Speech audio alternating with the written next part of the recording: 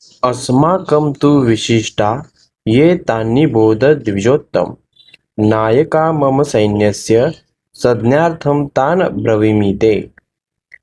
हे ब्राह्मण श्रेष्ठ, तुमच्या माहितीकरिता माझ्या सैन्याचे नेतृत्व करण्यासाठी विशेष पात्र असणाऱ्या सेनाधिकाऱ्यांविषयी मी तुम्हाला सांगतो. श्लोक 8. भवानी भीष्मश्च कर्णश्च कृपश्च समतिजयः अश्वत्थामा विकर्णश्च सौमदत्ती तथा एवच.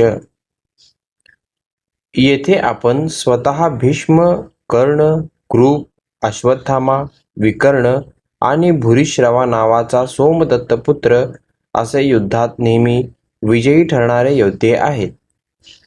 दुर्योधनाने असामान्य अशा योद्ध्यांचा उल्लेख केला आहे, कारण हे सर्व योद्धे अपराजित आहेत. विकर्ण हा दुर्योधनाचा भाऊ आहे. अश्वत्थामा हा द्रोणाचार्यांचा पुत्र आहे आणि सोमदत्ती किंवा भूरिश्रवा हा बाहलिकांच्या राजाचा पुत्र आहे.